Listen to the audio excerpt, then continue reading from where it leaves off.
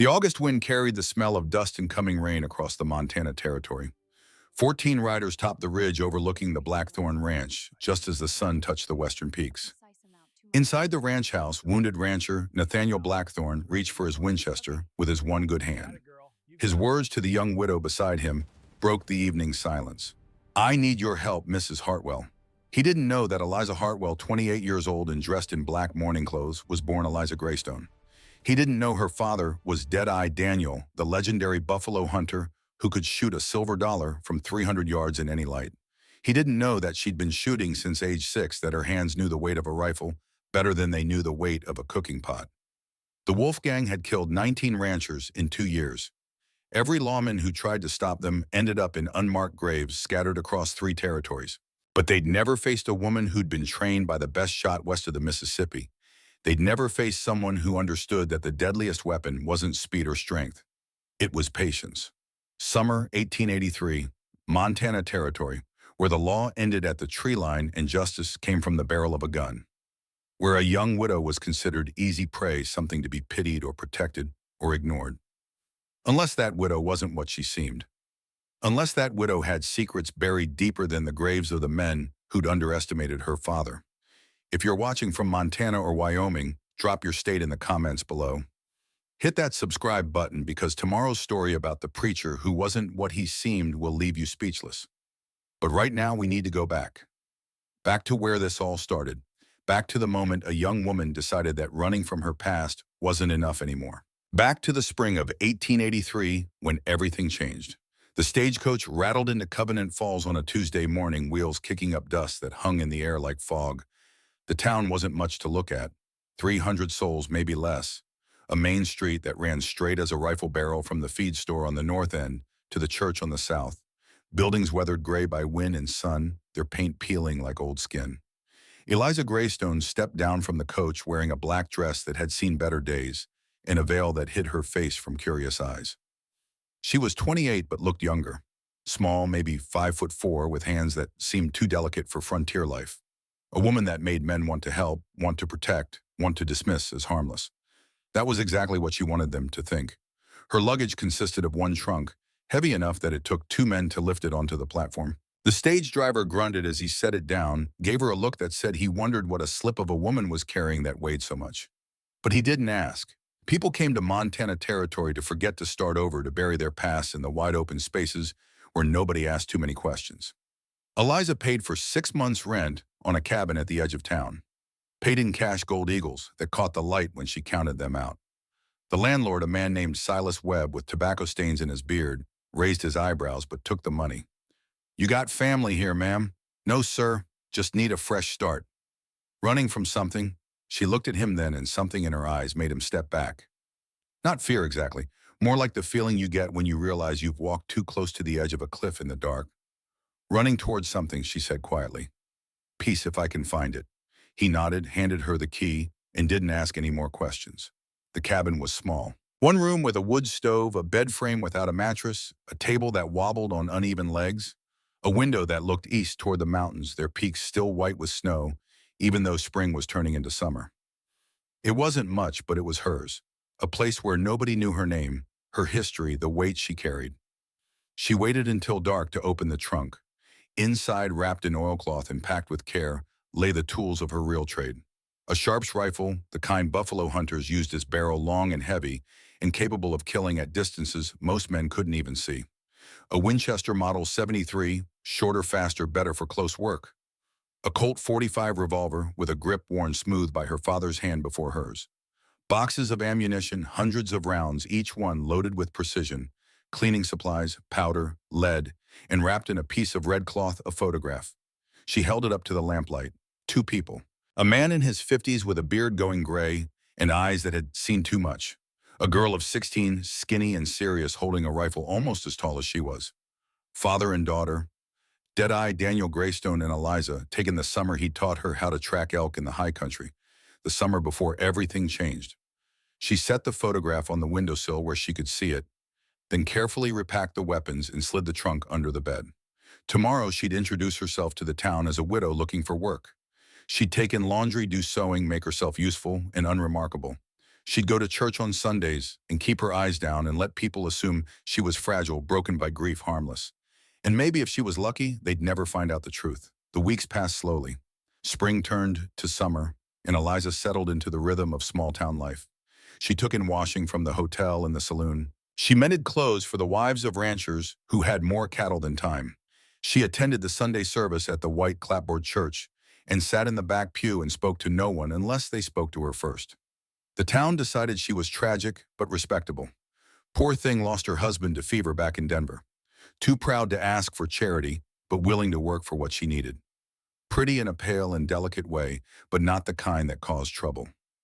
A woman you pitied and then forgot about, which was exactly what she needed them to think. But there were moments when the disguise slipped, when her training showed through the careful acts she performed each day. She walked with a hunter's balance, silent and aware until she remembered to add a slight shuffle. Her eyes scanned horizons, automatically marking distances and cover and threats, until she forced them down to the ground. Her hands bore calluses from rifle recoil in places no laundress would have them, so she kept them hidden in sleeves or covered with gloves. And every morning before dawn, when the town still slept, she took her father's Sharps rifle to a canyon 3 miles out and practiced. 5 shots, no more, no less. Enough to keep her skills sharp, but not enough that anyone would hear and wonder. She never missed. It was on a Thursday in late July that she met Nathaniel Blackthorne for the first time. She was in the general store buying thread and needles when he walked in. Tall, maybe 6'2", with shoulders that spoke of years of hard work. His hair was going gray at the temples, and his face was weathered by sun and wind. He moved carefully, favoring his right hand, and when he reached for a bag of flour, she saw why. 2 fingers were missing from that hand, cut clean off at the knuckle. Their eyes met across the store. His were gray, the color of smoke or storm clouds, and they held a sadness that comes from losing someone you loved. She recognized that sadness because she saw it in her own mirror every morning. He tipped his hat. "Ma'am, Nathaniel Blackthorne. Folks call me Nate." His voice was deep and gentle, making you think of safety and solid ground. "Mrs. Hartwell," she said, keeping her own voice soft and quiet like a proper widow should. "Heard you're new to Covenant Falls. You settling in all right?" "Well enough, thank you. If you need anything, work or supplies, or just someone to call on if there's trouble, my ranch is 10 miles west. The Double B. Anyone in town can point you the right direction." "That's very kind, Mr. Blackthorne, but I manage. I'm sure you do. The offer stands regardless." He paid for his supplies and left, and Eliza watched him go through the store window. The shopkeeper, a woman named Ida Thornwell with sharp eyes and a sharper tongue, came to stand beside her. "Good man, that Nate Blackthorne. Lost his wife 3 years back. Childbirth took her and the baby both. Been alone out there ever since, except for his cowhands. Works too hard if you ask me. Trying to forget, I expect." "That's sad," Eliza said. You know about trying to forget. Don't you, dear?" Eliza turned to look at her, and Ida held up her hands. "No judgment here.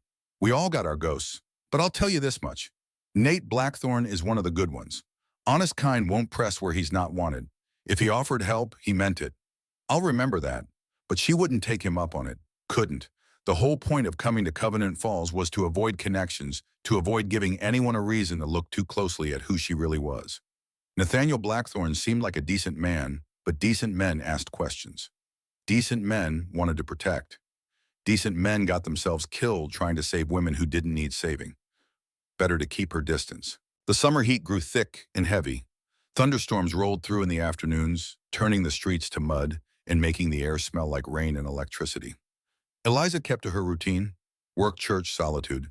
She spoke to people when necessary and smiled and played the role she'd written for herself. At night, alone in her cabin, she cleaned her weapons and read the letter her father had written the day before he died. She'd memorized every word, but she read it anyway, over and over until the paper was soft as cloth and the ink was starting to fade. "Liza, if you're reading this, I'm gone. The Wolfe Gang caught up with me like I knew they would. I testified against them in '79, put 3 of them in prison for 10 years, and Luther Wolfe swore he'd kill me for it. Looks like he kept his word. Don't come looking for me. Don't try to get revenge. These men are animals, and they'll hurt you just to hurt me, even though I'm already dead. Disappear. Change your name. Get married if you can. Live the life I couldn't give you, the peaceful one, with a home and family and no more running. I taught you to shoot because the frontier is hard, and women need to protect themselves. I taught you to track and hunt because skills keep you alive when money runs out. But I never wanted you to become what I was, a killer. A man with so much blood on his hands he can't wash them clean.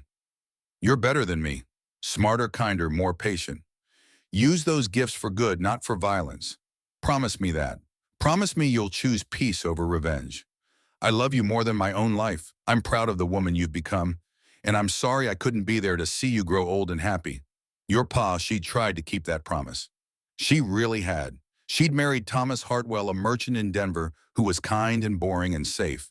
She'd played at being a shopkeeper's wife for 2 years. She'd put away her rifles and tried to forget the feel of a trigger under her finger.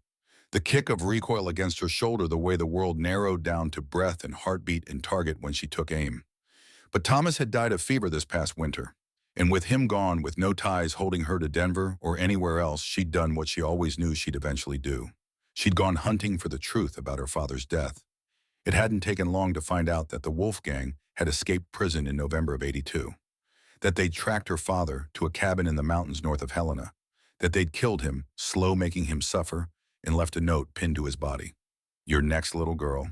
We know you exist. We know your daddy taught you to shoot. Come and get us if you're brave enough, or hide and wait for us to find you. Either way, you're already dead. She'd burned that note. Then she'd packed her trunk, bought a ticket to the smallest town she could find on a map, and disappeared into Montana territory under her married name. Let them look for Eliza Greystone. Let them search for Dead-Eye Daniel's daughter. They'd never think to look for a young widow doing laundry in a nothing town at the edge of nowhere. It was a good plan. It should have worked. It did work for 3 months. Then the Wolfe Gang started hitting ranches around Covenant Falls. The first Eliza heard of it was in church on a Sunday in early August. The preacher, a thin man with kind eyes and a voice that carried, opened the service with a prayer for the Patterson family. Samuel Patterson had been killed 3 nights before. His ranch burned, his cattle stolen. His wife and children barely escaped with their lives. The sheriff, a man named Dorian Creed, stood up after the prayer and addressed the congregation. I won't lie to you folks, this is the 5th ranch hit in 2 months. The Wolfe Gang is operating in our territory now, and they're getting bolder. I've wired for federal marshals, but they're weeks away. In the meantime, I'm asking everyone to take precautions. Travel in groups, arm yourselves, report anything suspicious. A voice called out from the back. What good are guns against 14 killers? Creed's jaw tightened. Better than nothing. And I've got deputies riding patrol. We'll catch them. But his voice lacked conviction, and everyone in the church knew it.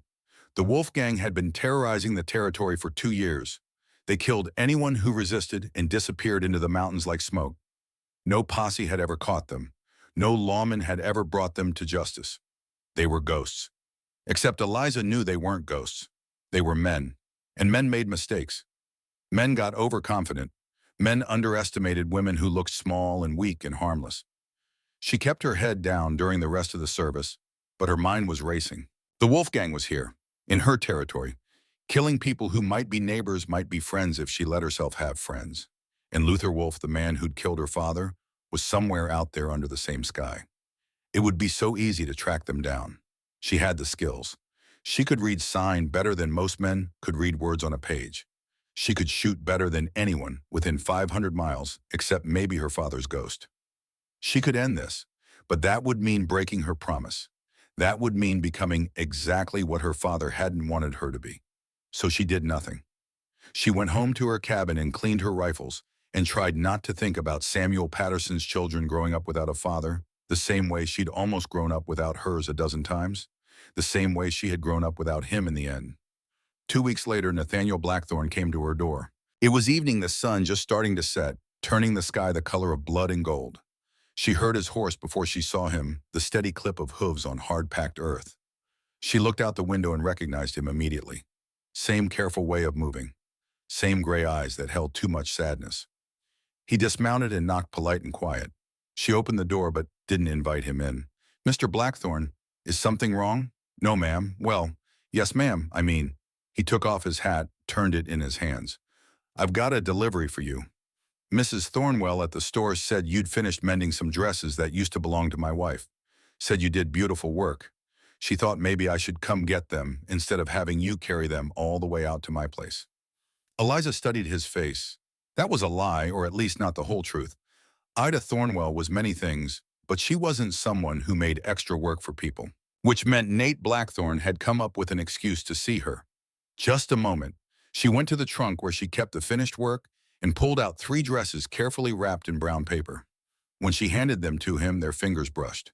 His were rough with calluses, warm despite the evening chill. "Thank you," he said. "How much do I owe you?" Mrs. Thornwell already settled the account. "Even so, your work deserves fair pay." It was fair. They stood there in the doorway, the sunset painting everything orange and red, and Eliza found herself noticing things she shouldn't notice. The way his gray hair caught the light, the strength in his shoulders despite the years, the kindness in his face that hadn't been beaten out of him by loss and loneliness. "Would you like to come in for coffee?" The words were out before she could stop them. He smiled, and it transformed his whole face, made him look younger, less burdened. "I'd like that very much." She made coffee on her small stove while he sat at the table that wobbled on uneven legs. They talked about safe things, the weather, the coming winter, the quality of the grazing land in the high country. He told her about his ranch of the Double B, named for him and his late wife Bella. 800 acres, 500 head of cattle, good water and better grass. "Sounds like a fine spread," she said. "It is. Too much for one man, really, but I can't seem to let it go." Bella loved that place, loved watching the sunrise from the porch, said it made her feel close to God. "She sounds like she was a wonderful woman." "She was." His voice went quiet. 3 years, and I still expect to see her when I walk in the door. Still set 2 plates at supper sometimes before I remember. "I understand. I lost my husband this past winter. Fever took him in 3 days. Been 3 months now. I didn't even get to say goodbye." That was partly true. Thomas had died of fever, but she'd said goodbye in her heart long before he got sick, said goodbye to the idea that she could ever be normal, ever be safe, ever be anything except her father's daughter. "I'm sorry," Nate said. "That's a hard way to lose someone. Any way is hard." Truth there. They drank their coffee in comfortable silence. Then Nate set down his cup and looked at her directly. "Mrs. Hartwell, I didn't really come here about the dresses. I know, there's talk in town about the Wolfe Gang hitting ranches, about them moving this direction. I've got hired men at my place, but they're cowhands, not fighters. And I'm worried. You should be. I was thinking." His words came slow, careful.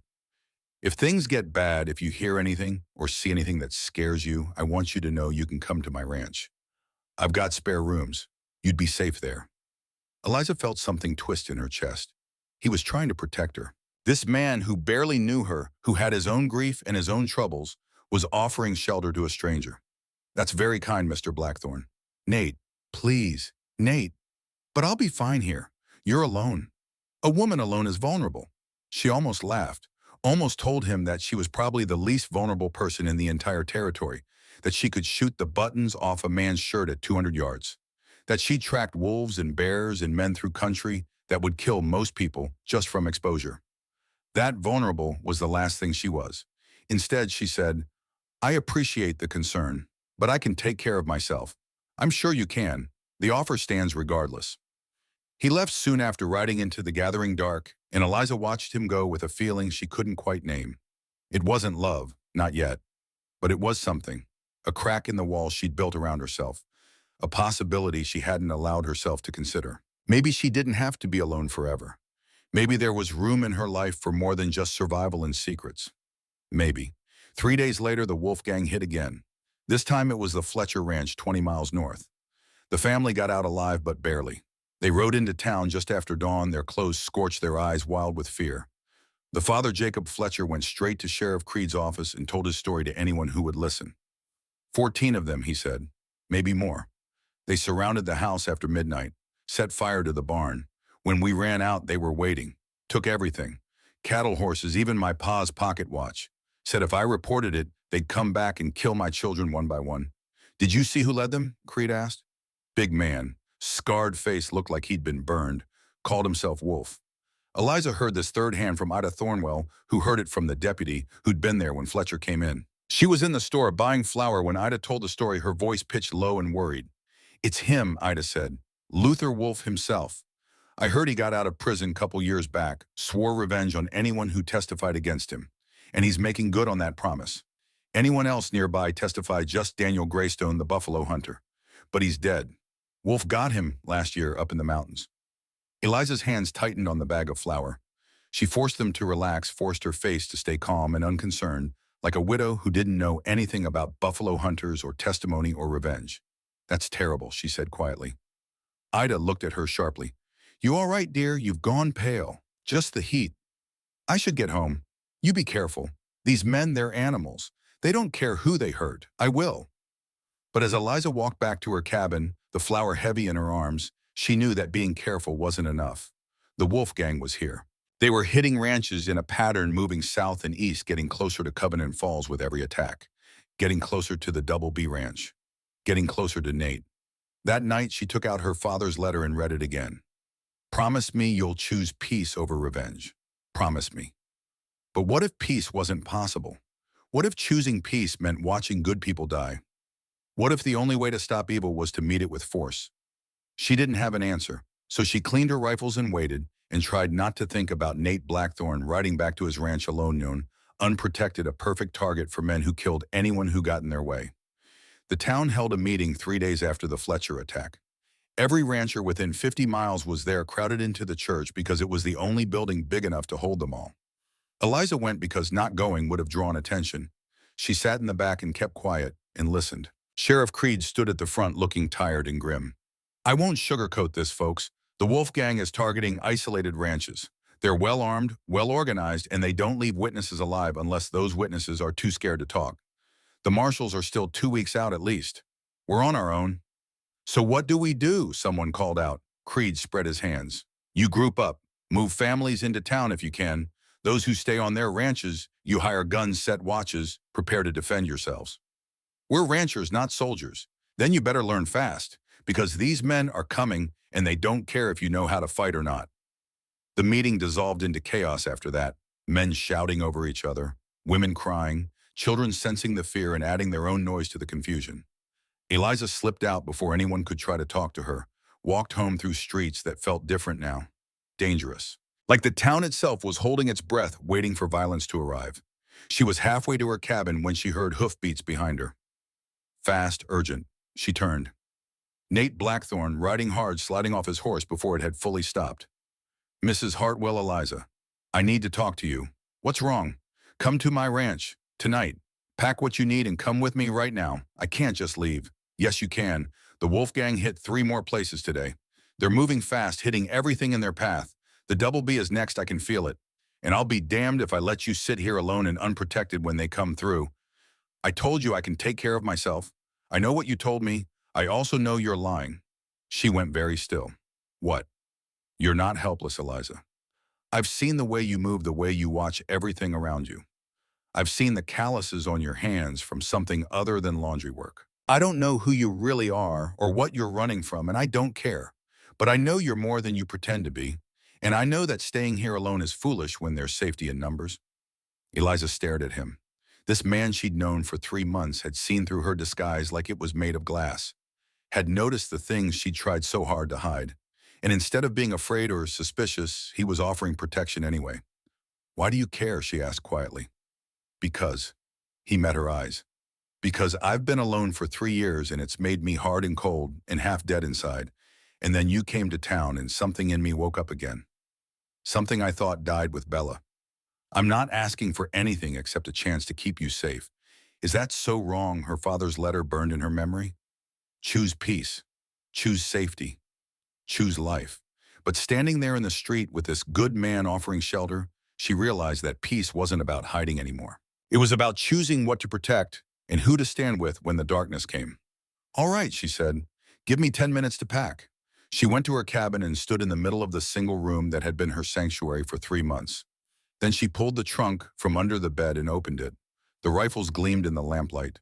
She wrapped them in oilcloth along with the ammunition and her father's photograph, added a change of clothes and the few personal items she owned. When she emerged, Nate was waiting with his horse. "That's all you're taking?" he asked, looking at the single trunk. "It's all I need." They rode through the gathering dark toward the Double B Ranch, and Eliza felt the weight of 3 months of pretending fall away with every mile. She was still Eliza Hartwell, widow, but she was also Eliza Greystone, daughter of Dead-Eye Daniel. And if the Wolfe Gang came looking for a fight, they were going to find out that some legacies ran deeper than blood. They ran all the way to the bone. The Double B Ranch sat in a valley with hills rising on three sides and a creek running through the middle. Good defensive position, Eliza noted automatically. High ground for visibility, water source, limited approaches. Nate's late wife had chosen well. The ranch house was bigger than she'd expected, 2 stories built from pine logs that had aged to a silver gray. A wide porch wrapped around 3 sides. Outbuildings clustered nearby. A barn, a bunkhouse for the hired men, a chicken coop, a smokehouse. Nate helped her down from the horse and carried her trunk inside. The interior was neat but spare. Furniture that looked homemade, a stone fireplace big enough to roast a whole deer. Upstairs, 3 bedrooms, one of which had clearly been Nate and Bella's one, that had been meant for the child who never came, and one that was empty except for a bed frame and a dresser. "You can stay here," Nate said, setting her trunk down. "It's not much, but it's clean. I'll be right downstairs if you need anything." "Thank you." He lingered in the doorway. "Eliza, I meant what I said. I don't care who you were before or what you're running from. You're safe here." "I know." After he left, she opened the trunk and lifted out her father's Sharps rifle. Ran her hands along the barrel that had killed buffalo and elk and more than a few men who'd made the mistake of drawing on Daniel Greystone. The wood was worn smooth from years of use. The metal still gleamed despite its age. She could almost hear her father's voice. "A gun is just a tool, Liza. No different than a hammer or a plow. It's the person holding it that makes it good or evil. You remember that." She remembered. Dinner was simple. Stew from a pot Nate had kept simmering on the stove, bread that was only slightly burned, coffee so strong it could strip paint. They ate in companionable silence while darkness pressed against the windows and coyotes yipped in the distance. "How many men do you have?" Eliza asked. 5 cowhands in the bunkhouse. Good men, but they're not fighters. And you," Nate held up his right hand, the one missing 2 fingers. "Got these shot off at Shiloh. Can't hold a rifle steady enough to hit anything beyond 50 yards anymore. I'm better with a pistol, but not good enough to face 14 killers. You were at Shiloh both days. Worst thing I ever saw until I watched my wife die in childbirth. I'm sorry. War's been over for 20 years. Still have nightmares, though. Still wake up thinking I'm back in that peach orchard with cannons shaking the ground and men screaming." He looked at her. "You ever killed anyone, Eliza?" The question caught her off guard. She could lie, should lie. But something in his eyes, some shared understanding of what violence cost, made her tell the truth. "No, but I've come close." "Your father taught you to shoot, among other things. He must have been quite a man. He was complicated, but he loved me. And he tried to protect me from the life he led. I'm not sure he succeeded." Nate nodded slowly. "We can't always protect the people we love from who we are. Sometimes the best we can do is teach them to survive us." "That's darker than I expected from you." "I'm full of surprises." They cleaned up together, and Eliza found herself noticing how natural it felt. How easy, like they'd been doing this for years instead of hours. When Nate's hand brushed hers while reaching for a plate, neither of them pulled away immediately. After the dishes were done, Nate checked the doors and windows, making sure everything was locked tight. Eliza watched him move through the house and recognized the behavior. A soldier's habits. A man who'd learned that preparation was the difference between living and dying. "You expecting them tonight?" she asked. "Could be tonight. Could be tomorrow. Could be next week. But they're coming. I can feel it." "So can I." He looked at her, then really looked at her, and she saw the question in his eyes. "Who are you? What are you?" But he didn't ask, just nodded. "Get some sleep if you can. I'll keep first watch. Wake me in 4 hours. I'll take second." "Eliza, you don't have to do that." "Yes," she said quietly. "I do." She went upstairs to the spare room and lay down on the bed, fully clothed, her father's Sharps rifle on the floor within easy reach. Sleep didn't come. She stared at the ceiling and listened to the house settle around her, listened to Nate moving downstairs, listened to the wind picking up outside, carrying the smell of rain. And she thought about her father's letter, about promises made and broken, about peace and violence, and the thin line between protection and revenge. Somewhere out there in the dark, Luther Wolfe was planning his next move. The man who'd killed her father. The man who'd sworn to kill her too. And he was coming here to this ranch, to this good man who'd offered her shelter without asking for anything in return. She couldn't let that happen. Wouldn't let that happen. Even if it meant becoming exactly what her father had feared she'd become. 4 hours later, she went downstairs and found Nate asleep in a chair by the window, his Colt revolver in his lap. She touched his shoulder gently and he jerked awake, gun coming up, before his eyes were fully open. "Easy," she said. It's just me. He lowered the weapon, scrubbed his face with his good hand. Sorry, old habits. Go sleep. I've got this. You sure I'm sure? He stood stretched, winced as his back cracked. Getting too old for this. You're not old. 52 feels old when you're staring down a fight you probably can't win. Then it's good you're not alone. He looked at her for a long moment, something unreadable in his gray eyes. Then he touched her cheek just once so gently she almost didn't feel it. I'm glad you're here, Eliza. So am I. After he went upstairs, Eliza settled into the chair and looked out at the darkness. The moon was up nearly full, painting the valley in silver and shadow. She could see for maybe 200 yards before the landscape blurred into uncertainty. Good enough. She retrieved her father's Sharps rifle from upstairs, along with the Winchester and the Colt, arranged them within easy reach, counted her ammunition. 40 rounds for the Sharps, 60 for the Winchester, 30 for the Colt. Enough. The hours passed slowly. 3 in the morning became 4, became 5. The sky in the east started to lighten, turning from black to deep blue to pale gray. Birds began to sing.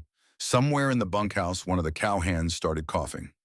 A normal morning on a cattle ranch in Montana Territory. Except Eliza's hands never left the rifle.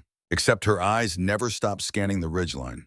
Except every instinct she had, every lesson her father had beaten into her through years of training was screaming that something was wrong. And then she saw them. Riders on the ridge. Too far away to count exactly, but she could make out the shapes. 10, 12, 15 maybe. Sitting there on horseback, silhouetted against the brightening sky, looking down at the ranch like wolves looking at sheep. The Wolfe Gang had arrived. Eliza stood slowly, keeping her movements controlled. Called up the stairs in a voice that didn't shake despite the adrenaline flooding her system. Nate, we have company. He was downstairs in seconds, still pulling his boots on. We're North Ridge. He looked out their window and went very still. How many 15 that I can see? Lord in heaven. Wake your men. Get them armed. Tell them to stay in the bunkhouse unless I say otherwise. What are you going to do? She picked up the Sharps rifle, checked the load, set it within easy reach of the window. Then she looked at Nate with eyes that had gone hard and cold as winter ice. I'm going to show them that underestimating a woman is the last mistake they'll ever make. And in that moment, Nathaniel Blackthorne finally understood exactly who Eliza Hartwell really was. The riders started down from the ridge as the sun broke over the mountains. They came slow and confident men who knew they had numbers and firepower on their side. Men who'd done this before and expected it to go the same way it always did. Terrified victims, easy pickings, no real resistance. They didn't know that inside the ranch house, watching them through a window with a rifle in her hands, was the daughter of the best marksman the frontier had ever seen. They didn't know that Eliza Greystone had been shooting since she was 6 years old. They didn't know that her father had taught her to read the land like a book, to calculate windage and elevation in her sleep, to slow her heartbeat until she could shoot between her own pulse. They thought they were hunting prey. They were about to learn they were wrong. Nate came back downstairs, his Colt strapped to his hip, his face pale but set. Men are armed and ready. Most of them want to run. Tell them they can run if they want. No shame in it. What about you? I'm staying. Eliza, there's 15 of them and 2 of us. This is suicide. She looked at him then, and he saw something in her face that made him step back. Not fear, not rage, just cold, absolute certainty. 3 years ago, she said quietly, Luther Wolfe and his gang tracked my father into the mountains. They tortured him before they killed him, made him suffer, and they swore they'd do the same to me. Well, here I am. Let them try. Your father. Nate's voice was barely a whisper. Dead-eyed Daniel. That was your father? Yes. And you're his daughter. I'm his daughter, and I'm done running. The riders were halfway across the valley now, close enough that Eliza could make out individuals. A big man in front, heavily scarred, riding a black horse. That would be Luther Wolfe. To his right, a smaller man with a rifle across his saddle. Silas Crane, the sharpshooter. The rest were just shapes, just targets. Nate, she said, without taking her eyes off the approaching riders, I need to ask you something. Anything. If I do this, if I fight them, can you live with what I might become? He was quiet for a long moment. Then he moved to stand beside her at the window. I watched good men turn into killers at Shiloh. Watched the war take boys and give back monsters. But I also watched men do terrible things for the right reasons. Watched them kill to protect, to save, to stop evil. And those men, the ones who hated what they had to do, but did it anyway, they were still good men, still human, still worth saving. He touched her shoulder. Whatever you have to do to keep us alive, I can live with it. The question is, can you? Eliza thought about her father's letter, about promises and peace, and the life she'd tried to build in Denver as a merchant's wife, about 3 months in Covenant Falls pretending to be someone she wasn't. And then she thought about Luther Wolfe torturing her father, about 19 dead ranchers, about women and children running for their lives while their homes burn. Some promises, she said softly, aren't meant to be kept. She raised the Sharp's rifle and sighted down the barrel. The riders were 200 yards out now, well within her range. She picked out Luther Wolfe, centered the sights on his chest, and took a breath. "Wait," Nate said. "You're not going to call out first. Give them a chance to leave. Why? Because that's what good people do." She lowered the rifle slightly and looked at him. At this good man who still believed in chances and mercy and fair warning, even when facing 15 killers. "All right," she said. "For you, one chance." She opened the window and called out in a voice that carried across the valley like a bell. "Luther Wolfe, this ranch is defended. Turn around and ride away." The riders stopped. The big man in front, Luther Wolfe himself, threw back his head and laughed. "Well, well, the little widow's got some backbone. Tell you what, sweetheart, come out with your hands up. Sign over the deed to this place, and maybe we won't burn it down with you inside." His voice was rough as gravel, mean as a rattlesnake. Eliza had heard that voice in her nightmares for months. The voice that had probably been the last thing her father heard before he died. "My name," she called back, "is Eliza Greystone, daughter of Daniel Greystone, and you murdered my father." The silence that followed was absolute. Even the wind seemed to stop. Then Luther Wolfe's voice came again, but different now, uncertain. "Daniel's daughter, Dead-Eye's girl, but he said he didn't have family. He lied to protect me from men like you, and now I'm giving you one chance. The same chance you gave my father none at all." She raised the Sharp's rifle to her shoulder.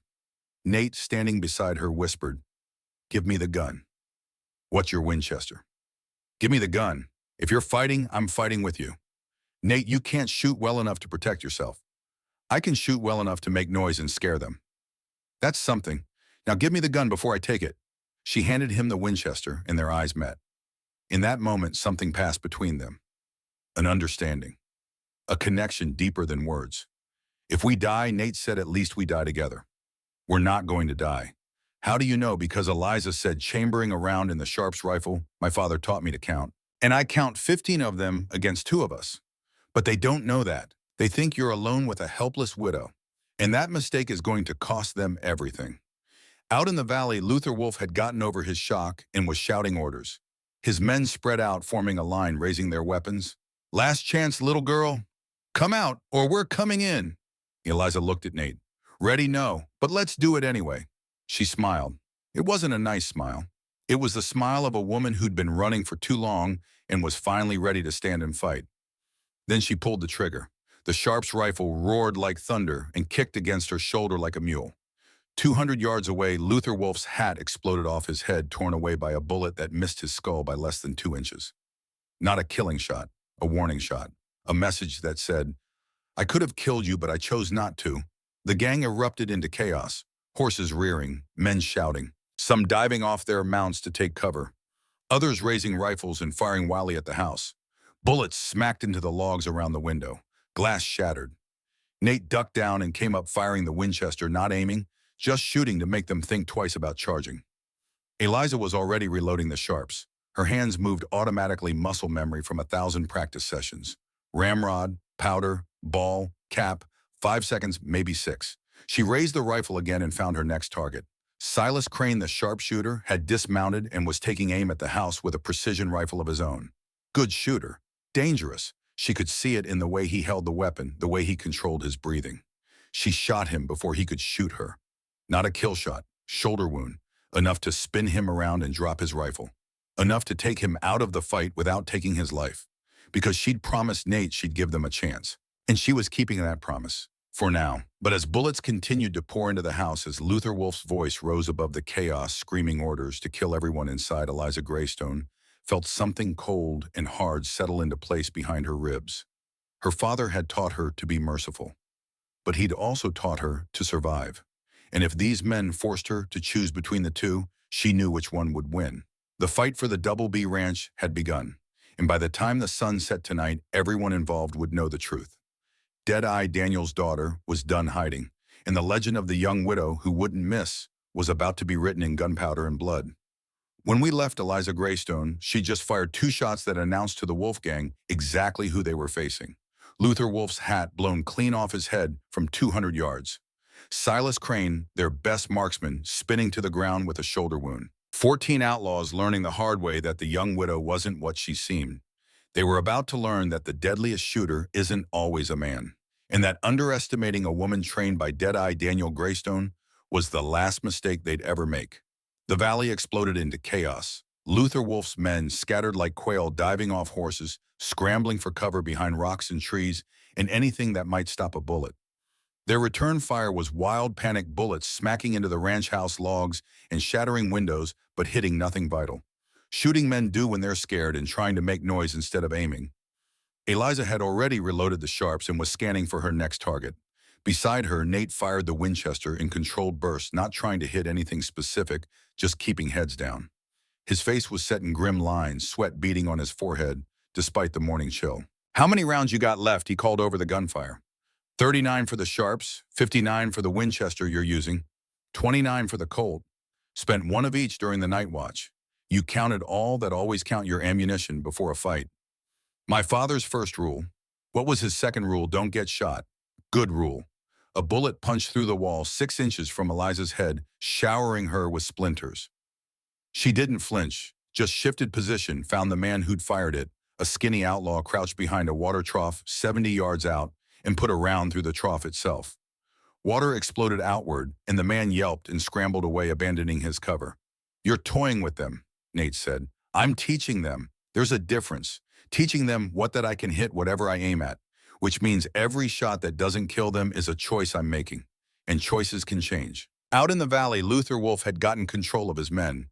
His voice carried across the distance, rough and furious. "Spread out. Flank them. There are only 2 people in that house. Move." The gang started to maneuver, 3 men breaking left toward the barn, 4 more going right toward the creek, the rest providing covering fire. Military tactics. Luther had been a Confederate soldier before he turned outlaw, and it showed. He knew how to coordinate an assault. Eliza watched the movement with calculating eyes. "Nate," she said quietly, "they're going to try to get behind us." "I know. Should I get the men from the bunkhouse?" "Not yet. Let me thin the numbers first." "How are you going to do that, Watch?" She set down the sharps and picked up the Winchester from where she'd leaned it against the wall. Faster rate of fire, less stopping power, better for multiple targets.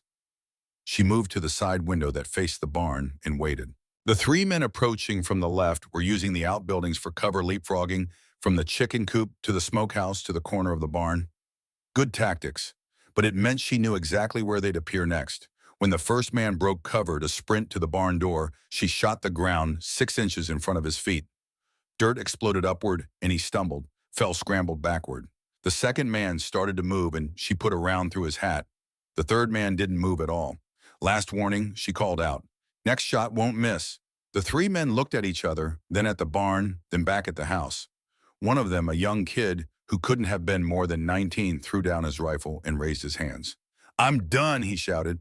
"I ain't dying for Luther's revenge." "You yellow-bellied coward," Luther's voice furious. "Get back here." The kid ran, just turned and ran stumbling across the valley toward the ridge, arms pumping. Nobody shot at him. Even Luther's men seemed to understand that shooting a fleeing 19-year-old in the back was a line you didn't cross. The other 2 men at the barn exchanged glances. Then they too threw down their weapons and raised their hands. "We're out," one of them yelled. "Don't shoot." Eliza lowered the Winchester. "Nate," she said, "we just cut their numbers by 3. 12 left. 12. Better odds." Out in the valley, Luther Wolfe was screaming at his remaining men, calling them cowards and traitors and worse. But Eliza could hear the edge of fear in his voice now. The certainty that this was going to be easy had cracked. He was starting to realize what his men already knew. They weren't facing a helpless widow and a crippled rancher. They were facing Deadeye Daniel's daughter, and she was everything the legends said and more. The 4 men who'd gone toward the creek were pinned down behind a low rise, unable to advance without exposing themselves. The remaining 5 were with Luther, spread out in a rough semicircle 200 yards from the house, far enough that hitting them would be difficult even for someone with Eliza's skills. Standoff. Nate reloaded the Winchester with hands that shook slightly. The adrenaline was catching up with him. Years since Shiloh. Years since he'd been in a real fight. His breathing was too fast and his eyes were too wide. Eliza touched his arm. "Hey, look at me." He met her gaze. "You're doing fine," she said. "Better than fine, but I need you to breathe. Slow and steady. You're no good to me if you pass out." "I'm not going to pass out. Your hands are shaking." "Of course they're shaking. I'm terrified." "Good. Fear keeps you sharp. Just don't let it control you." "How do you stay so calm?" "Practice. And the knowledge that if I panic, we die. That's not comforting. It's not supposed to be. It's supposed to be true." She moved back to the front window and assessed the situation.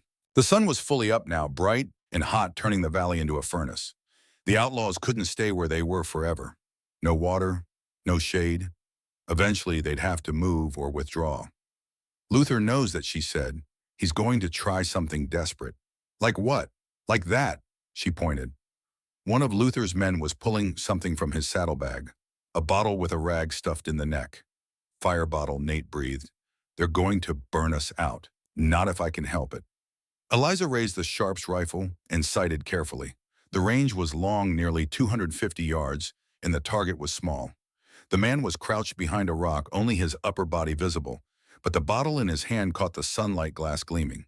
She controlled her breathing. Let her heart rate slow, calculated windage and drop. Her father's voice in her memory, calm and patient. "Don't rush the shot, Liza girl. The bullet knows where it wants to go. You just have to let it." She squeezed the trigger. The Sharps roared. Smoke and flame belched from the barrel. 250 yards away, the bottle exploded in the man's hand, showering him with kerosene and broken glass. He screamed and dropped, rolling on the ground, trying to extinguish flames that weren't there. Eliza was already reloading. She called out across the valley, voice hard as iron. "Next man who tries that gets shot in the hand instead of the bottle. Your choice." Silence from the outlaws. Even Luther seemed at a loss for words. Then a new voice called out. Not Luther, someone else, older, calmer. "Mrs. Greystone, can we talk?" "Depends," she called back. "Who are you?" "Name's Jack Thornton. I ride with Luther, but I didn't sign up for this. Didn't know we were going after Deadeye's daughter." "What do you want?" "Jack, a way out. For me and any other man smart enough to take it. We lay down our weapons. We walk away. You let us." Eliza glanced at Nate. He nodded slightly. "All right, Jack," she called. "You and anyone who wants to live can walk away. But you leave your guns and your horses, you go on foot, and you don't come back." Deal. 3 men stood up from behind cover. Slowly, carefully, hands visible.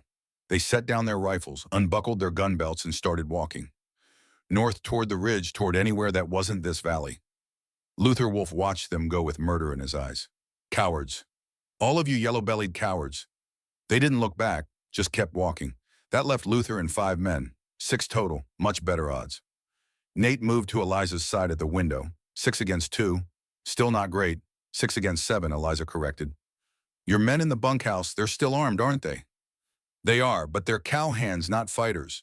They don't need to be fighters. They just need to make noise. Create the illusion that we have more people than we do." "You want me to bring them up?" "Not yet. Let Luther make his next move. He's running out of options and running out of men. Desperate men make mistakes." She was right. 10 minutes later, Luther stood up from behind his cover, a white cloth tied to his rifle barrel. "Truce flag. Eliza," he called. "Eliza Greystone. I want to talk. We're talking face to face. Just you and me." "No guns." She almost laughed. "You think I'm that stupid? I think you're your father's daughter, and Daniel Greystone never turned down a challenge." "This isn't a challenge, it's a trap, maybe. But you'll never know unless you come out here." Eliza considered. She could stay in the house, wait him out, let the sun and thirst do the work for her. But that could take hours, and there was always the chance that reinforcements were coming. More gang members. Or that Luther had another plan she hadn't anticipated. Better to end this now. "All right, Luther," she called. "You and me, middle of the valley. But you're wrong about one thing." "What's that?" "My father always knew when a man was lying. And you're lying right now." She turned to Nate. "I'm going out there." "The hell you are. I have to. This ends with me and Luther. It always was going to." "Eliza, he'll kill you." She looked at him with eyes gone cold as winter stars. "No, he won't, because I'm going to kill him first. You said you'd never killed anyone. I haven't, but there's a first time for everything." She picked up the Colt revolver, checked the cylinder, and slipped it into the pocket of her dress. Nate grabbed her arm. "Don't do this, please. We can wait them out, and if more of them come, If they burn the barn, if they kill your men while we're hiding in here. No, Nate, this is the only way. Then I'm coming with you. You can't shoot well enough to protect yourself out there.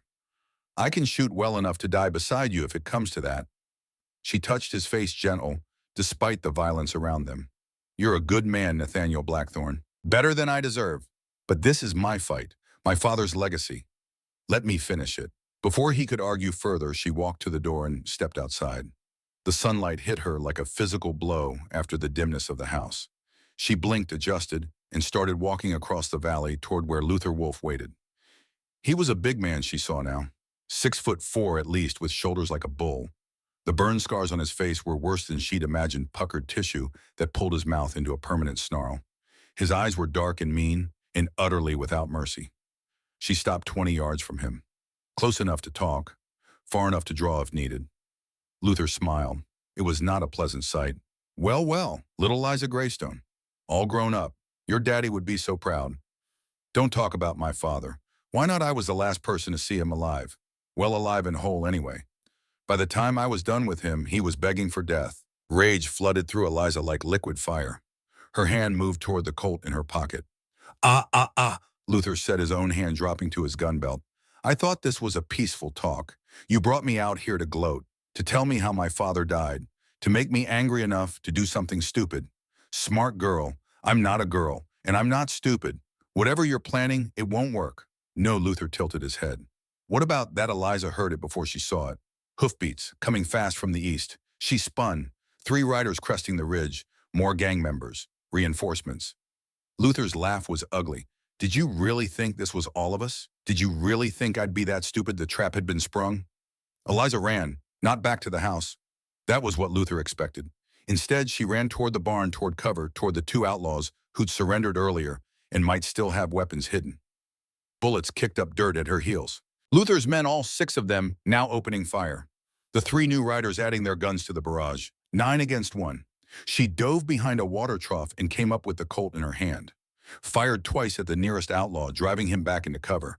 Then she was moving again, zigzagging, making herself a hard target. A bullet tugged at her dress. Another burned a line across her upper arm, hot and sharp. She ignored the pain and kept moving. The barn loomed ahead. She hit the door at full speed, shoulder first, and tumbled into the dim interior. Scrambled to her feet and looked for something, anything to barricade the door.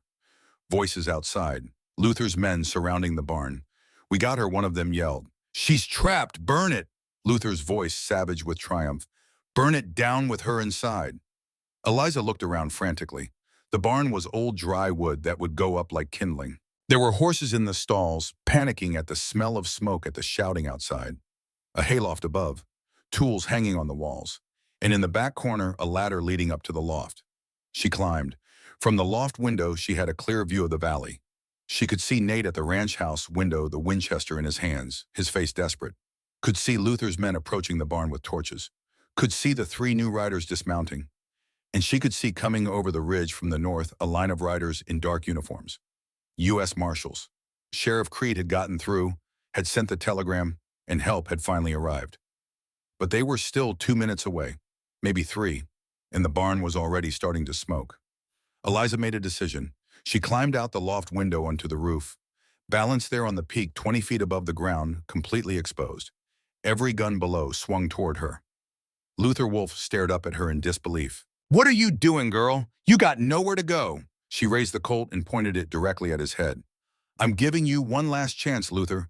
The marshals are coming. You can run now and maybe get away. Or you can stay here and hang for murder. Your choice. I ain't hanging for nothing. Then run. Not until you're dead. He raised his own revolver and fired. The bullet whined past Eliza's head so close she felt the wind of its passage. She didn't flinch.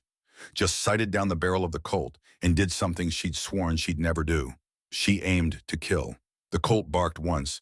Luther Wolfe's gun spun from his hand, his fingers shattered by Eliza's bullet. He screamed and dropped to his knees, clutching the ruined hand. Not a kill shot. Even now, even with every reason to end him, she couldn't bring herself to cross that line. The marshals thundered into the valley, a rifle raised voices shouting commands. Luther's remaining men threw down their weapons and surrendered. The fight was over. Eliza climbed down from the barn roof on shaking legs. Nate was there to catch her when she stumbled, his arms strong and sure. "You're bleeding," he said, touching the wound on her arm. "It's nothing. You could have died. But I didn't. Why didn't you kill him? You had the shot, clear as day. Why didn't you take it?" She looked at Luther Wolfe surrounded by marshals being hauled to his feet with his shattered hand dangling useless. Looked at the man who'd tortured and murdered her father. The man who'd sworn to do the same to her. Because she said quietly, "My father spent his whole life killing. And it made him tired and sad and alone. He didn't want that for me. So I promised him I'd choose different, that I'd be better. Even after everything he did, especially after everything he did. Because someone has to break the cycle. Someone has to prove that you can be strong without being cruel. Deadly without being a killer." She turned to face Nate. "Besides, I've already lost too much to violence. I'm not losing myself to it too." The head marshal, a gray-haired man named Declan Howe, approached them with his hat in his hands. "Ma'am, I understand you're Eliza Greystone. Daniel's daughter. I am. I rode with your father back in '67, tracked Comanche raiders together for 3 months. He was the best man I ever knew. And from what I saw here today, his daughter's just as good, maybe better. Why better? Because he would have killed them all. You gave them chances. That takes more courage than pulling a trigger. Or more foolishness." Howe smiled. "Maybe a little of both. Either way, the Wolfe Gang is finished. Luther will hang, his men will do hard time, and the territory will sleep safer tonight because of you. What about the ranches they hit, the families they destroyed? We'll do what we can. Won't bring back the dead, but we'll make sure the living get some justice." After the marshals took Luther and his men away in chains after the surrendered outlaws were rounded up, and the wounded were tended to, Eliza and Nate stood on the porch of the ranch house and watched the sun climb toward noon. "You're hurt," Nate said again, looking at her arm where blood had soaked through her sleeve. "It's just a graze. Let me clean it anyway. Infection out here can kill you as sure as a bullet." Inside the house, Nate brought water and clean cloth and gently washed the wound. His hands were steady now, the fear and adrenaline burned away. Eliza watched his face as he worked, saw the concentration there, the care. "You're good at this," she said. "Had practice in the war. Saw too many men die from wounds that should have been survivable. Learned to be thorough." He wrapped the bandage tight and tied it off. "There, that should hold. Thank you." "For what?" "For not asking me to be something I'm not." He looked at her for a long moment. "Who are you, Eliza, really?" She considered the question, considered all the versions of herself she'd been. The buffalo hunter's daughter, the tracker, the merchant's wife, the grieving widow. "I don't know anymore," she said honestly. "I thought I knew. Thought I could leave the shooting behind, be normal, be safe. But today showed me I can't run from who I am. The skills my father gave me, they're part of me, like the color of my eyes or the sound of my voice. So what does that mean? It means I need to figure out how to live with both. The woman who wants peace and the woman who knows how to fight. How to be deadly without being violent. Strong without being cruel. Sounds complicated. It is." Nate took her hand. "Maybe you don't have to figure it out alone. What are you saying?" "I'm saying stay. Here. With me. Not as a guest or a hired hand. As a partner. We'll work the ranch together. And if trouble comes, we'll face it together. Nate, you barely know me. I know enough. I know you're brave and smart and deadly when you need to be, but merciful when you can be.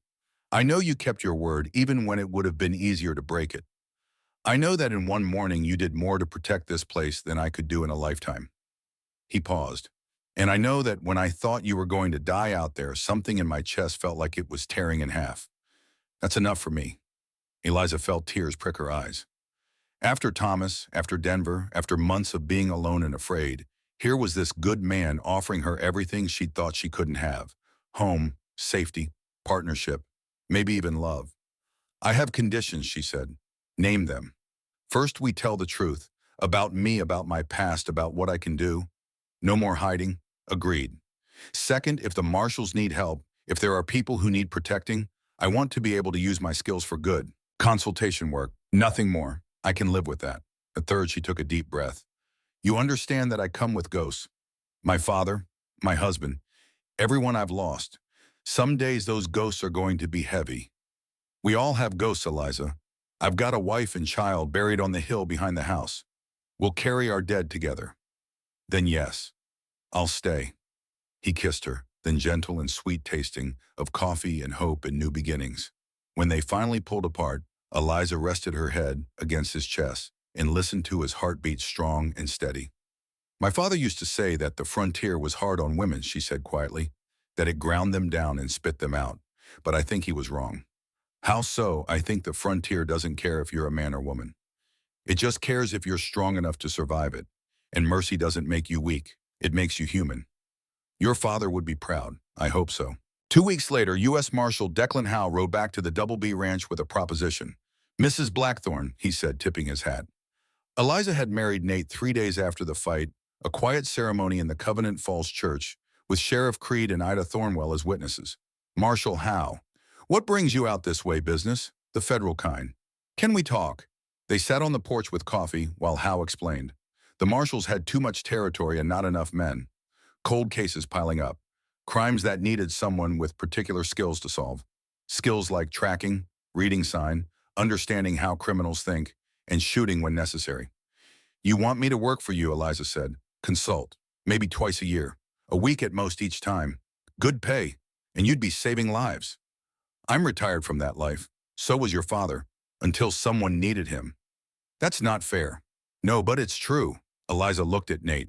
He was leaning against the porch railing, listening quietly. What do you think she asked him? I think he said slowly that you'd go crazy just ranching. You're your father's daughter. You need purpose. I have purpose. Here, with you. You have a home. That's different than purpose. And I think you can have both. She turned back to Hal. Only if I can bring my husband, and only cases where capture is the goal, not killing. Deal. Hal extended his hand and they shook. Your first case is in 3 months. Missing person up near the Canadian border. Young woman disappeared 2 weeks ago. Local sheriff thinks she ran off, but the family's not convinced. I'll be ready. After Hal left, Nate and Eliza walked to the hill behind the house where 2 graves sat under the cottonwood trees. Bella Blackthorne and her unnamed daughter on one side. On the other, a new marker Eliza had commissioned. Daniel Greystone, dead-eye, father, teacher. He taught me to shoot, but more importantly, he taught me to choose. The sun was setting, painting the sky in shades of orange and red and purple. Eliza stood between the graves and the man she'd married and felt for the first time in years at peace. You know, she said, my father spent his whole life searching for something to protect, a cause worth fighting for. And he never really found it. He protected people, saved lives, but it was always temporary, always someone else's fight. She took Nate's hand.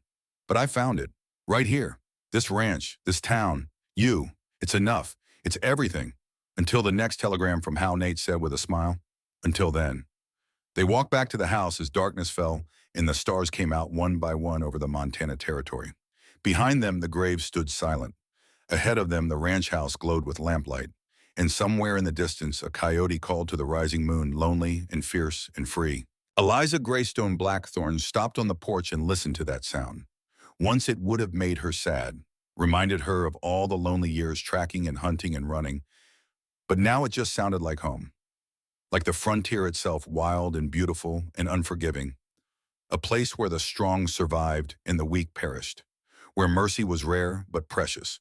Where a woman could be deadly and gentle, both fierce and kind, a killer who'd never killed. The legend of Deadeye's daughter was just beginning. Over the next 40 years, she'd solved 23 cases for the marshals, track murderers and kidnappers and thieves across 3 territories, teach 2 generations of lawmen how to read sign and shoot straight and give people chances even when they didn't deserve them.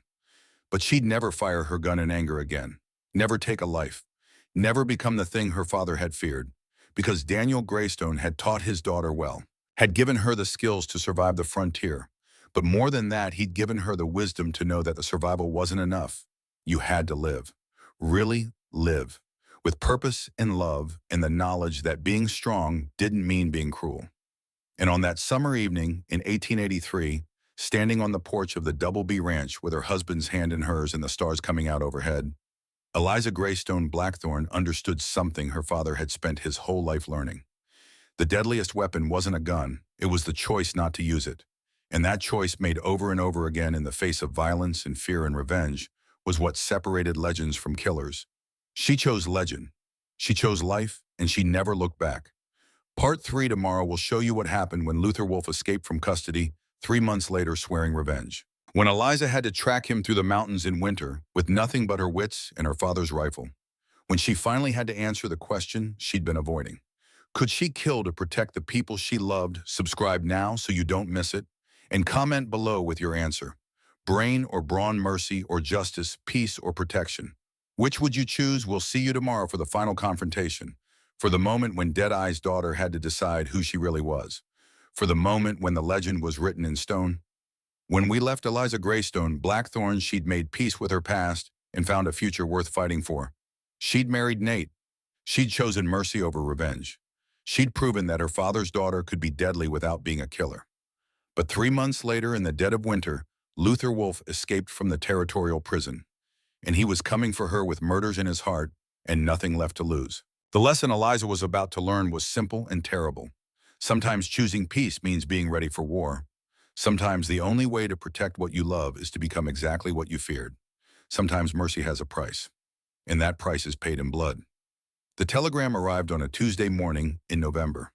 Eliza was in the kitchen making bread when Nate came in from town, his face pale, the yellow paper shaking in his hand. "What is it?" she asked, wiping flour from her fingers.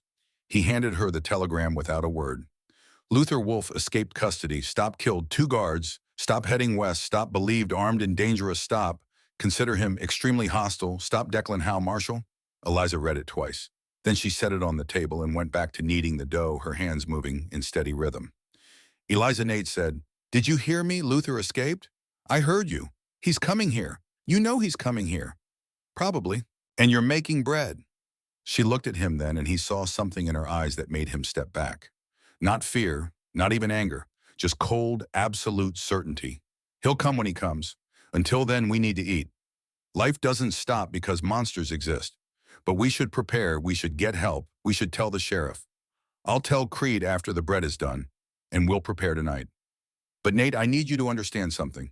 When Luther comes, and he will come, this ends one of 2 ways. Either he dies or I do. There's no middle ground anymore. No mercy, no second chances. Eliza, you said you'd never kill. I said I'd never killed. Past tense, I never said never. She shaped the dough into loaves and set them to rise. Then she washed her hands and turned to face her husband. My father spent his whole life trying to avoid this moment, the moment when violence became the only answer. He taught me to give people chances because he believed everyone deserved them. And I still believe that. But Luther's had his chances. 3 years in prison, the chance to walk away at this ranch, the chance to surrender to the marshals. She moved to the window and looked out at the valley already white with early snow. He chose violence every time. And now he's chosen it again. So when he comes here, when he threatens you and this ranch and everything I've built, I'm not going to offer him another chance. I'm going to end it. However I have to. That night, Eliza opened the trunk that had sat untouched in the corner of their bedroom for 3 months. The trunk that held her father's rifles and the woman she used to be. Nate watched from the doorway as she lifted out the Sharp's rifle, checked the action, ran an oiled cloth along the barrel. Her hands moved with practiced efficiency, muscle memory from years of maintenance. "When was the last time you cleaned these?" he asked. 3 days ago. "But you haven't touched them since the fight." "I clean them every week. Always have. Skills fade if you don't maintain them. Equipment fails if you don't care for it. You've been preparing for this." "I've been preparing for something. Luther or someone like him. The frontier doesn't forgive complacency." She loaded the Sharps and set it beside the bed. Then the Winchester. Then the Colt. An arsenal within arm's reach. Nate sat on the bed and watched her work. After a while, he said, "I'm scared." "Good. Fear keeps you alive. I'm scared of losing you." She stopped what she was doing and looked at him. Really looked at him. This good man who'd given her shelter and asked for nothing. Who'd married her knowing she came with ghosts and guns. Who'd never once asked her to be less than what she was. "You're not going to lose me," she said. "How can you be sure? Because I have something to live for now. Before, when I was alone, death didn't scare me. It was almost a relief. The idea of joining my father, of not having to run anymore. But now I have you, and I'll be damned if I let Luther Wolfe take that away. What if he's better than you? Faster, stronger. Luckier, he's not. How do you know? Because my father was the best shot in 4 territories, and he taught me everything he knew.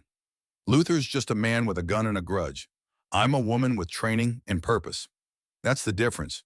She came to sit beside him on the bed, the Sharp's rifle across her lap like it belonged there. Besides, she said, Luther's angry. Angry people make mistakes. They rush. They let emotion cloud their judgment. My father taught me to be calm, to breathe, to make every shot count. What did he say about men like Luther? She smiled, remembering. He said, Liza girl, the world's full of men who think being mean makes them tough. But tough is getting knocked down and getting back up. Mean is just being too scared to show weakness. And scared men are predictable. So what do? We wait. And we watch. And when he comes, I'll be ready. Luther Wolfe came 3 days later, just before dawn. Eliza heard the horses before anyone else did. She'd been keeping watch from the bedroom window, sleeping in shifts with Nate, and the sound of hooves on frozen ground carried clear in the cold air. She counted 4 horses, Luther and 3 others. Men desperate or crazy enough to break him out of prison and ride with him into winter. She dressed quickly, pulling on her warmest clothes. Nate was already awake, reaching for his rifle. How many, he asked. 4 that I can hear. Could be more hanging back. What's the plan? You stay here. Protect the house. I'm going out. Like hell you are. We face this together. No. She touched his face. If I die out there, I need to know you're alive. That this place survives. That something good comes from all this. Eliza, please. Trust me. I know what I'm doing. She paused at the bedroom mirror. The woman looking back at her was someone she'd tried to leave behind. The buffalo hunter's daughter, the tracker, the shooter who never missed. For 3 months, she'd been just Eliza Blackthorne, rancher's wife, baker of bread, tender of gardens. A woman building a peaceful life. But peace, she realized, wasn't the absence of violence. It was having the strength to face it when it came for you. And the wisdom to end it without becoming it. She touched the wedding ring on her finger. 3 months married. 3 months of happiness she'd never thought she'd have. And Luther Wolfe wanted to take that away. Not this time. This time she wouldn't just survive. She'd protect. And there was a difference. She took the Sharp's rifle and walked downstairs. The ranch was still dark, the sky just starting to lighten in the east. She could see shapes moving on the ridge. 4 riders silhouetted against the pre-dawn gray. She opened the door and stepped onto the porch. Luther Wolfe, she called. I know you're up there. Come down and face me. Her voice echoed across the valley. For a long moment, there was no response. Then Luther's voice came back rough and full of hate. Face you, I'm going to kill you, girl, burn your house, kill your husband, make you watch him die the way I made your father watch his life bleed out. My father died brave. You'll die begging. We'll see about that. The 4 riders started down the slope, slow and careful, spreading out as they came, Luther in the middle, a big shape on a big horse, the other 3 flanking him. Eliza stepped off the porch and walked to meet them. She stopped in the middle of the yard, 50 yards from the house, the Sharp's rifle held loose in her hands. Behind her, Nate appeared in the doorway with the Winchester. She didn't turn to look at him, but she heard him chamber around. Her stubborn, brave husband, who wouldn't let her face this alone. The riders were 100 yards out now, then 80, then 60. Eliza raised the Sharps to her shoulder. Last chance, Luther, ride away and live. His answer was a gunshot. The bullet kicked up dirt 10 feet to her left. A warning shot or a miss, she couldn't tell. She didn't give him a second shot. The Sharps roared, and Luther's horse went down, shot through the front leg. The animal screamed and collapsed, and Luther rolled clear, coming up with his rifle. You shot my horse better than shooting you. I'm still giving you chances. I don't want chances. I want you dead. The other 3 riders opened fire. Bullets whined past Eliza's head. Behind her, Nate's Winchester barked 3 times in rapid succession. One of the riders toppled from his saddle. Eliza was already reloading the Sharps. 5 seconds, 6. Luther had found cover behind his fallen horse and was taking aim. She dropped flat as his bullet passed overhead, rolled right, came up in a crouch, and shot the ground 6 inches from Luther's head, showering him with frozen dirt. Stop shooting and listen to me, she shouted. This doesn't have to end with you dead. Yes, it does, Luther screamed back. You took everything from me, my freedom, my reputation, my hand. His voice broke. I got nothing left but revenge. Then you're already dead and just don't know it yet. She fired again, this time hitting the saddle of Luther's downed horse, destroying any cover it provided. Luther scrambled backward, exposed vulnerable. The 2 remaining riders wheeled their horses and fled. They'd signed up for an easy raid, not a battle against Deadeye's daughter. Eliza let them go. That left Luther alone, on foot, outgunned, facing a woman who'd given him more chances than he deserved. He knew it too. She could see it in his face when he stood up, his rifle hanging loose in his good hand. The rage was still there, but underneath it was something else. Fear. Why he called across the distance between them. Why do you keep giving me chances?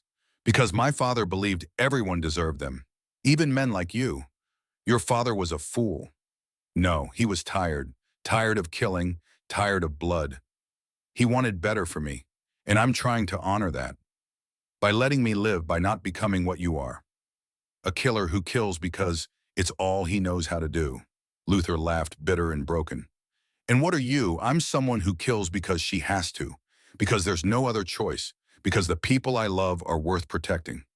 She started walking toward him. Slow and steady, the Sharp's rifle pointed at his chest. So here's your last chance, Luther. Put down the gun, surrender. Live out your days in prison, or make me kill you. Choose. 30 yards between them. 20. 10. Luther's face twisted with hate and pain and something that might have been grief. His hand tightened on his rifle. I choose, he said, and he raised the rifle. Eliza's shot took him in the shoulder. Not a kill shot. Even now, even at the end, she couldn't bring herself to aim for his heart. Luther spun and fell. The rifle flew from his hand. He lay in the snow, breathing hard blood spreading across his coat. Eliza walked to him and kicked his rifle away, stood over him with the sharps pointed at his head. You could have chosen different, she said quietly. No, I couldn't. This is what I am, what I've always been. Then I'm sorry for you. Sorry, he laughed, coughing blood. You shot me and you're sorry. I'm sorry. You never learned that being hard isn't the same as being strong. That killing doesn't make you powerful. That revenge is just poison you drink, hoping someone else dies. She lowered the rifle. My father spent his whole life killing men like you, and it made him sad and tired and alone. I won't let that be my story, so I'm going to do something he never could.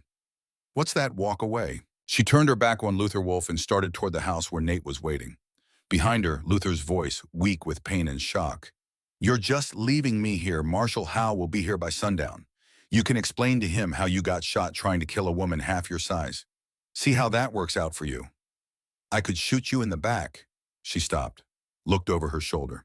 You could try, but your gun's 10 feet away, and your shoulder's shattered, and I've got 5 more rounds in this rifle. You feel lucky, silence.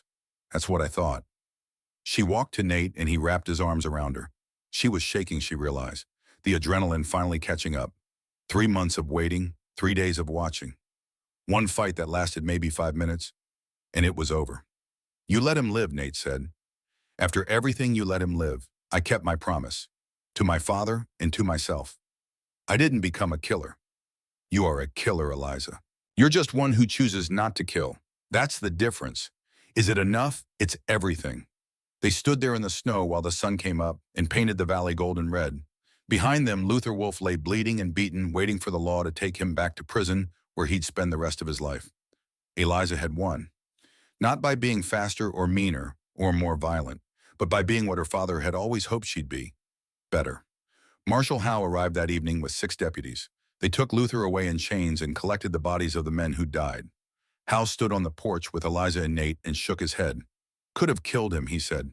Would have been justified. Could have, Eliza agreed. Didn't. Why not? Because someone has to break the cycle. Someone has to prove you can be strong without being cruel. Your father would be proud. I hope so. After Howe left, after the bodies were removed and the blood was washed from the snow, Eliza and Nate sat on the porch and watched the stars come out. Sheriff Dorian Creed retired the following spring. His job done. The territory was safer now, and he'd earned his rest. He spent his remaining years fishing the creek behind his cabin, telling stories to anyone who'd listen about the day Deadeye's daughter saved Covenant Falls. Ida Thornwell ran her general store for another 20 years, becoming the unofficial historian of the town. She kept a journal where she wrote down every detail of the Wolfe Gang fight, ensuring the truth would survive the legends. The 5 cowhands who'd stood ready in the bunkhouse that morning received bonuses from Nate and lifetime jobs at the Double B. 3 of them eventually started their own ranches nearby, forming the core of what would become a thriving community of families who looked out for each other. What now, Nate asked. Now we live. We work the ranch. We help people when the marshals need us. We build something good. And if more Luthers come, then we deal with them, together. The same way we dealt with this one. With mercy, with whatever it takes. But always choosing life first, always giving chances, always trying to be better than the violence around us. She leaned against him, feeling his warmth, his strength, his steady presence. My father spent 40 years shooting people, she said, and in the end, all he wanted was for me to have a different life, a peaceful one. He never got to see it. But I'm living it now, for both of us. Think he's watching? I don't know. But if he is, I hope he knows I kept my promise. I chose peace. And when peace wasn't possible, I chose mercy. And when mercy wasn't enough, I still chose not to kill. That's all anyone can do. That's all anyone should do. 3 years later, Eliza and Nate had their first child, a daughter with her mother's eyes and her grandfather's steadiness. They named her Bella after Nate's first wife and raised her to shoot and ride and think. Eliza worked with the marshals for 12 more years, solving 23 cases, tracking criminals across 3 territories. She never killed a single one. Every case ended with capture, with trial, with justice instead of revenge. At 68, she won the Montana Territory shooting competition, beating men half her age. When they asked how she did it, she said what her father had taught her. Patience beats speed every time. She lived to 76, surrounded by children and grandchildren, dying peacefully in her sleep with Nate's hand in hers. And when they buried her on the hill behind the ranch house next to her father's memorial and Nate's first family, they put words on her stone that summed up everything she'd been. Eliza Greystone Blackthorne, Deadeye's daughter. She could have killed, but chose not to. That choice made all the difference. The Double B Ranch still stands today, run by her great-great-grandchildren, and in the main hall hangs 3 rifles. Deadeye Daniel's Sharps, Eliza's Winchester, and Nathaniel's Colt. The guns that could have written a story of violence and revenge, but instead wrote a story of mercy and choice, and the understanding that being deadly isn't the same as being violent. Some legacies are built on blood, the best ones are built on restraint, and the lesson Eliza Greystone Blackthorne taught the frontier, the lesson she lived every day of her life, was simple. The deadliest weapon isn't the gun in your hand, it's the wisdom to know when not to use it. Youth has speed, age has patience, but wisdom beats them both. And in 1883, when 14 outlaws learned that a young widow could outshoot, outthink, and outlast them all, they learned what Deadeye Daniel had always known. His daughter was better than he ever was. Not because she could kill, but because she chose not to. That choice made over and over in the face of violence and fear and revenge defined her life. It gave her a husband, a family, a legacy that lasted generations. And it proved what her father had always believed but never quite achieved himself. Peace isn't weakness, it's strength under control. Mercy isn't surrender, it's victory over your own worst impulses. And the frontier, that hard and unforgiving land that ground down so many, couldn't break a woman who knew exactly who she was and what she stood for. Eliza Greystone Blackthorne, the young widow who wouldn't miss. Deadeye's daughter, the woman who proved that legends don't have to be written in blood. Sometimes they're written in the spaces between shots, in the targets not taken, in the triggers not pulled, in the choice made again and again to be better than the violence around you. That's how you survive the frontier. Not by being the meanest or the fastest or the most brutal, but by being the wisest, the most patient, the one who understands that every life you don't take is a victory. And Eliza Greystone Blackthorne won more victories than any gunfighter who ever lived, because she understood what took her father a lifetime to learn. The best fights are the ones you never have to finish, and the best legacy is teaching others to choose the same. If this story reminded you that wisdom beats violence, that patience beats rage, that mercy beats cruelty, then you understand what Eliza understood. The frontier was hard, life was brutal, death came easy, but being human, being decent, being someone who chose right over easy, that was the real challenge. And Eliza Greystone Blackthorne met that challenge every single day. Thanks for riding with us through her story. Tomorrow we've got another tale from the frontier about a man who thought he could outrun his past. Spoiler, he couldn't. Hit that subscribe button and comment below. Who taught you that strength doesn't mean cruelty, that being deadly doesn't mean being violent? We read every comment. Until next time, remember what Deadeye's daughter proved. The most dangerous person in any room isn't the one quickest to violence. It's the one calm enough to avoid it, smart enough to prevent it, strong enough to stop it without becoming it. That's the real legacy. That's the real legend. That's how you win.